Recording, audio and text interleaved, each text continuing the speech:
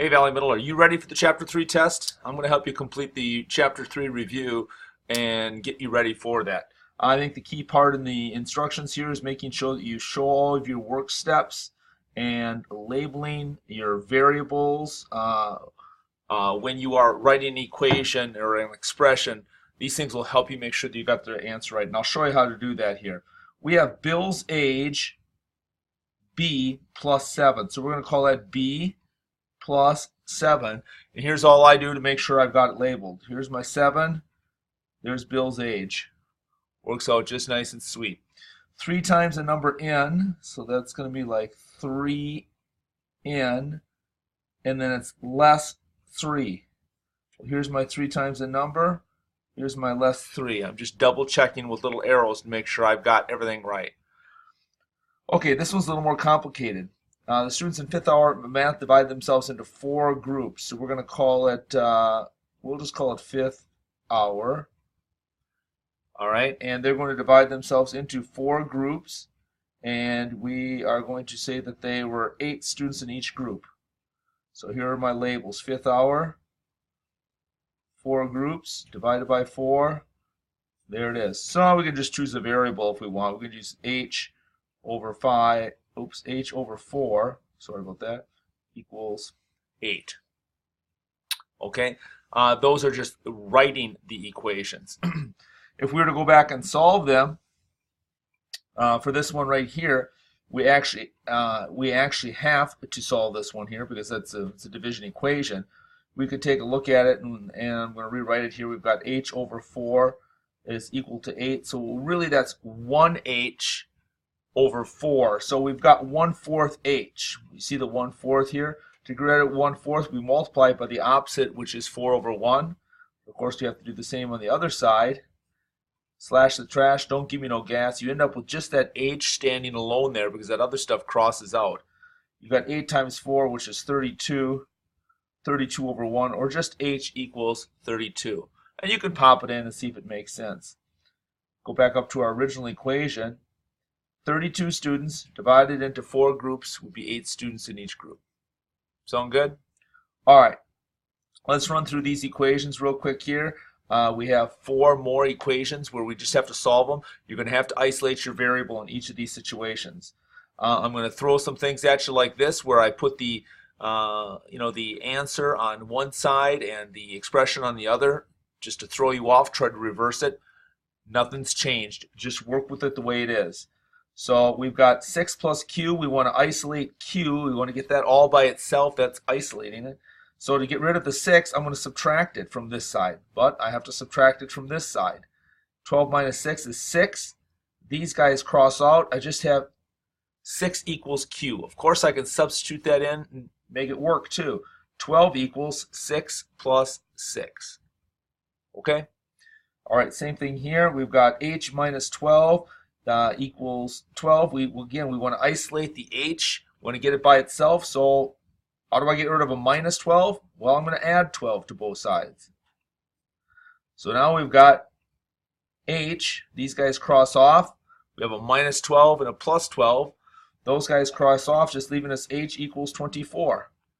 Pop it in and see if it works. 24 minus 12 equals 12. Perfect. All right. 4x equals 20. Again, I want to get x by itself, so I got to get rid of the multiplication. Do the opposite. We're going to divide. We divide by 4 on both sides. The 4's cross off. We just have x left over here. We've isolated it. 20 divided by 4 is 5. X equals 5. Oop, I'll just put it in there to make sure it works. 4 times 5 does equal 20. All right.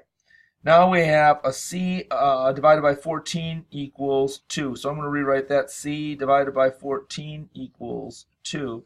So again, that's much like this equation right up here, where it's a division equation. Really, this is like 1c, or 1/14 c equals 2.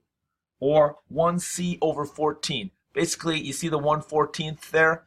We got to get rid of that. The way you get rid of 1/14 is to multiply it by the opposite of the reciprocal, which is 14 over 1. So I'll multiply it by the opposite, 14 over 1. I slash the trash. Don't give me no gas. you're left over here with a nice little isolated variable of c. But we must do the same thing on the other side. When we multiply that by 14 over 1, just move this up.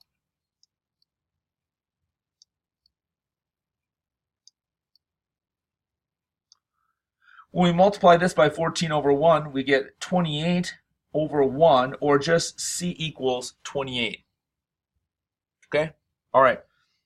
Getting into some of our rectangles and area problems here. So we have a rectangle with a base of 10. So let me just sketch it out here quick. I think that's the best way to make sure you don't make any mistakes. It's got a base of 10 centimeters, and it's got a height of 5 centimeters. So I want the perimeter. That's the way around the outside. So this would be 10 and this would be 5. So if I started walking here, I'd walk 10 and then another 5 and then another 10 and another 5. So if I just add those all up, I always say perimeter, you got to go PP, perimeter plus, not something else. You got 15 here and 15 here. It gives you a total of 30. So it's really the perimeter, the P equals 30 centimeters. And it's not squared. You're just walking in a line, straight. These are linear units. Okay? What is the area of the rectangle above? Well, now I can forget about these things here. I just need a base and a height to do that. So I multiply these two numbers together. Base times height. I'll write that base times height will give you the area equals the area for a rectangle. So 10 times 5 is equal to 50, and that's centimeters squared, because now we're talking about area. All right, complete a table for this equation. Y equals x plus 3, and then write the coordinate pairs. Use 0, 1, and 2 for x values. Okay, so I'm just going to sketch this out here. Here's my little xy table. I always like to put that y up high so I know what I'm doing. It says here that y is going to be equal to x plus 3.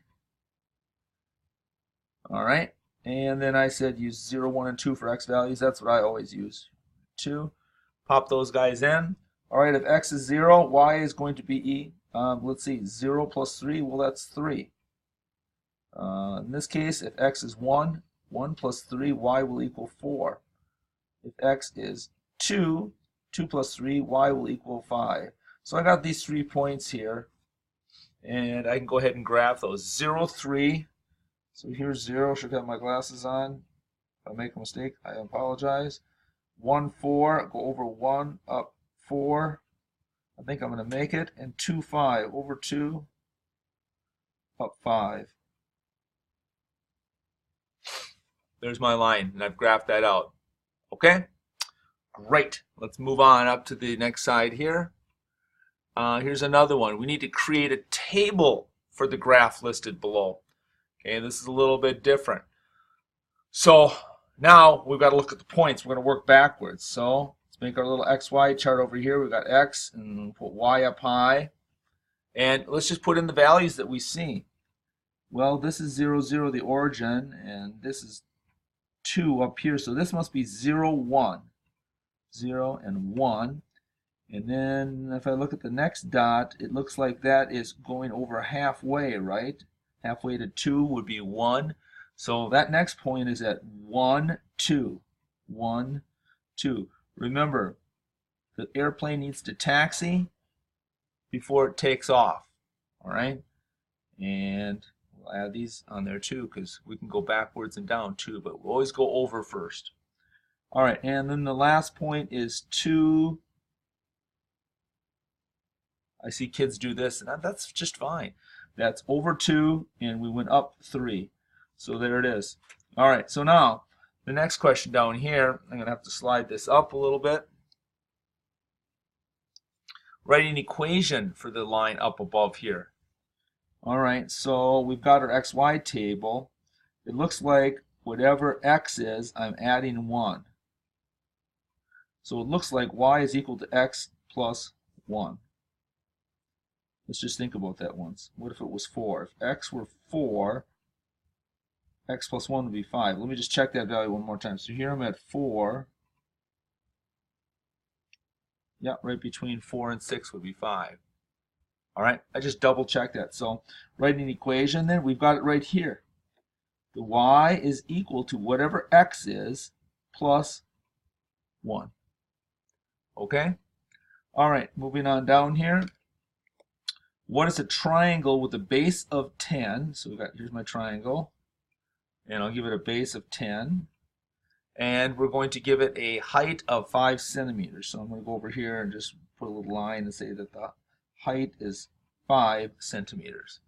All right, well, now, if this in fact were a rectangle, the area would be base times height. It would be 50, correct? But remember, it's only half of that. 1/2 base times height is the formula for a triangle. So if I substitute that in, 1/2 sorry, I did that wrong. 5 times 10. I did height times base, but you know that that's going to work. Just slide this over and down so you can see the rest of the questions. 1/2 5 times 10. Well, 1/2 of 50 is the same as 0.5 times 50, or 50 divided by 2. And I think you even know 1/2 of 50 is equal to 25. And it's centimeters, so this is going to be 25 centimeters squared. Again, the rectangle would be 50, but we're just focused on the part colored in here, the triangle. That's going to be exactly half of whatever the rectangle is. I'm just going to take some happy time here and finish coloring that triangle in. Make it look all pretty and stuff. Little miss there. All right. Now, what is the area of a parallelogram? Again, this is base times height too. So it's base times height. The area is equal to base times height.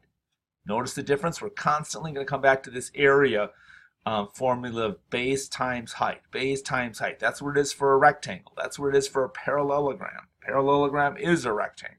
That's where it is for a triangle. Base times height. But because it's a triangle, it's half of that. So we have to get you used to this base times height. That's what these 3 targets are doing in this unit where we're solving equations and using formulas. Okay, so where am I at here after that little journey? We're at 12 centimeters is the base, and we have a height of 6. So let me put a little dotted line in here and say that the height is 6. All right, and I'll put a little thing to show that that's perpendicular too. So we just use base times height. A equals base times height. Just plop it in. The area is equal to 12 times 6. So we've got an area of 72. Once again, it's area, so it's got to be some sort of a unit squared. If you take a look at it, you got centimeters. So it is 72 centimeters squared. Did you get that one? I think I knew you could. All right, finally, the trapezoid. You know it's going to be on the test. There's going to be 4 of them. They're going to be tough. I think that has the most complicated one. The formula is 1/2 of the height times the base plus the base. Now, that's going to be on the MCA test. All of these formulas will be on the MCA test. So I'm going to provide them for you in the test, but you just have to make sure you know which one to use for which. And they all make sense if you think about them. All right, so let me draw this trapezoid out. It's kind of a dumb looking trapezoid there. Get this moved down so you can see it. All right, let's see. Here's my trapezoid. It has a base of 10. It has a base of 12. And it has a height of 6. So again, here's my line perpendicular inside there. A little perpendicular box. And that height is 6. Let me just double check and make sure I've got everything. It's 10 and a 12 base and a height of 6. Okay? Doesn't matter what the legs are. That's what these ones are over here. All we need is base height. All right, so let me apply these variables. Let me just stick it in there. I'm just going to redo this here. So I'm going to say that it's 1/2, and the height is 6, so 1/2 of 6, and then it's base plus base. So then I got 10 plus 12. All right, and we can solve it from here. Just keep moving it on down here to give myself more room so we can do this step by step. So 1/2 of 6 is going to be 3. And then 10 plus 12, that's going to be 22. We got 3 times 22, which is 66. And of course that's centimeters squared. Let me just do a quick, check to see. If this were a rectangle that was 6 by 10, it would be 60 units, or 60 centimeters squared. If it was a rectangle that was 12 by 6, it would be 72. So I'm right in the middle there. 66, it's perfect. Makes sense. My answer makes a lot of sense. All right, quick review. I'm going to scan out things that you're going to have to know. If you want to do well in this test, when you're looking at equations like Bill plus 7 expressions, make sure that you're labeling the variable to make sure that you know what it stands for. B is Bill's age. The 7 is plus 7 years. Okay? Make sure that when you are doing the 16 questions that are multiplication equations, subtraction equations, addition equations, division equations, make sure you isolate the variable. You're going to have to show your work. On these division ones, I'm just going to redo this division equation right here. Put myself a box. Here's another way. If you don't like this, you can write that out as this. C divided by 14 equals 2. It means the same thing. I know Mrs. Crothers students last year, they used to like to do this. They're going to take it times 14, and then they're going to take it times 14. They would solve it like this to isolate the variable, knowing that the opposite operations will cancel each other out. I like it the other way, but it still works. You will still have to show your work. If you just write C equals 28 and don't show that you've isolated the variable, we will not count the work. All right? All right. Down here, I'm just going to go through and just talk a little bit in general about graphs. You have to remember that when you have a graph like this, that a line on this graph, if you have a line like this on the graph, you can find the equation, or the y equals equation for that by just taking the points, plotting them on an XY table. If you have an XY table, you can take and plot the 3 points that are here and put them on and graph a line. You can do that. You'll also be able to figure out what the function is. And if you're just given a function like we were here, y equals x plus 3, you can put this in, make a table, and plot the line. So you got 3 things. You've got a line. You can create a table and a function based upon a line if you're given just a line. If you're just given a function, you can create a table by graphing the points and figure out what that little function is. And if you're given a function, you can take a table, put some xy values in, and graph it. So as long as you have one of the 3, you can create the other 2. You can generate them. All right. Finally, I'm just going to run through. I think I'll just flip it over, and these are these equations that will I can put on the board. They'll be hanging up in the room someplace. You have to know that area is always equal to base times height. Okay. That's for rectangles, squares, things like that. And just about everything is some version of this. The area is equal to whatever the base is times the height. Think about a parallelogram. Here I've got a base of 10 and I've got a height here of 3. It's going to be 10 times 3. Don't pay attention to numbers over here on the side. These are distractors. We want the base times the height. All right. If that happens to be a triangle, draw a funny looking triangle here with a base of 10. And what the heck, let's make the height 3 again. All right? The triangle, of course, it's base times height because I'm telling you that, but it's really only half of that because base times height would give you the area of the entire rectangle. So area for that is going to equal to 1/2 base times height. So where this one is 30, the area A equals 30, in this situation here, yes, the area of that rectangle would be 30, but honestly, we have to take half of that. So it's 1/2 of 30. So the area of this triangle is going to be, the A is equal to 15. The new one that we're throwing into the mix this year is trapezoids. And that's 1/2 the height. And that's times the base plus the base. Let's just draw one here quick. Throw some values in. Let's say that this is 8 and this is 10. Okay, and we just have to have a height. We have the 2 bases. We have to have a height. We have to know what that is. So let's say that the height of this is 4. All right, so we just plug the values in. 1/2 of the height, 1/2 of 4. base plus base. So we've got 8 plus 10. Just double check. Did I do that? I have my base plus base, 1/2. There we go. All right, so now simplify it. We could take 1/2 of 4, 0.5 times 4, and that's really 2. And 8 plus 10 is 18. We have 2 times 18. It looks like I got to move up here. We have 2 times 18 here, so we have an answer of 36 equals 36. Okay, that's going to be units squared. We do a quick check here. 10 times 4 would be 40. If I assume that the whole base was 40 and the height is there, if I was just doing a rectangle, I always like to just say, is it close? So if you don't know what it is, we're just going to call it units squared on all of these ones, because I didn't say centimeters or anything. So always make sure that it's in units squared. Finally, perimeter. Perimeter, please don't miss perimeter. You just have to measure around the outside of something. I don't care what the shape is. This is 6 on a rectangle. These are 4. Just add them up. Perimeter, perimeter, go PP. Here we go, add them up. 6 plus 4 is 10. 6 plus 4 is 10. The perimeter equals 20. All right, thanks for listening. You've been lovely. Good luck on the test tomorrow.